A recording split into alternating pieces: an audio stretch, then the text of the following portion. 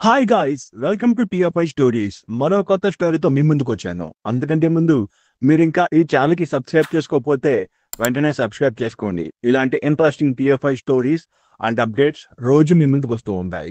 Please me support నాకు ఎంతో అవసరం. సూపర్ స్టార్ మహేష్ బాబు ప్రస్తుతం దర్శకధీరుడు రాజమౌళి దర్శకత్వంలో పాన్ వరల్డ్ మూవీలో నటిస్తున్నాడు. ఈ మూవీ షూటింగ్ హైదరాబాద్ అల్యూమినియం ఫ్యాక్టరీలో జరుగుతుంది. హీరోయిన్ గా ప్రియాంక చోప్రా నటిస్తుందట. వచ్చే ఏడాది చివరిలో ఈ సినిమా విడుదలయ్యే అవకాశం ఉంది. ఒక భాగమా లేదా రెండు భాగాలా అనేది ఇంకా తెలియలేదు. కీరవాణి సంగీతాన్ని అందిస్తున్నారు. అనిరుద్ధ్ రవిచందర్ బీజిఎం అందించే అవకాశం ఉంది. ప్రపంచవ్యాప్తంగా అన్ని భాషల్లో దీన్ని విడుదల చేయబోతున్నారు. ఈ సినిమా బడ్జెట్ 1500 కోట్లు.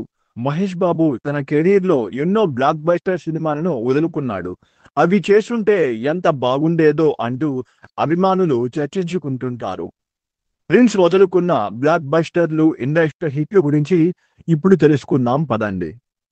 సుకుమార్ దర్శకత్వంలో పుష్ప సినిమా 2 భాగాలుగా వచ్చి సెన్సేషనల్ హిట్ అయింది.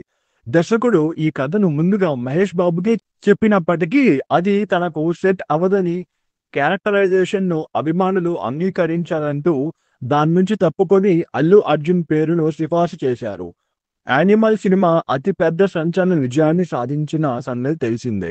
దర్శకుడు సందీప్ రెడ్డి వంగ ముందుగా ఈ కథను మహేష్ బాబుతోనే చర్చించినప్పటికీ హీరో పాత్ర తీరు తన వ్యక్తిత్వానికి భిన్నంగా ఉందని సినిమా చేయను అన్నంతో చివరకు వంగ రణ్బీర్తో తెరకెక్కించాడు.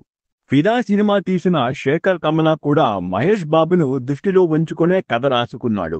అయితే అందులో కూడా నో చెప్పడంతో కొన్ని కారణాల వల్ల వరుణ్ తేజ్తో తీశాడు. ఈ సినిమాలకు ముందు పూరి జగన్నాథ్ దర్శకత్వంలో వచ్చిన ఈడియట్ అప్పటి యువతరాన్ని ఊపేసింది.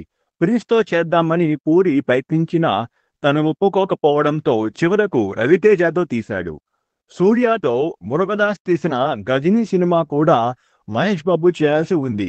కానీ అతను నో చెప్పడంతో సూర్యతో తెరకెక్కించి ఇండస్ట్రీ హిట్ కొట్టాడు.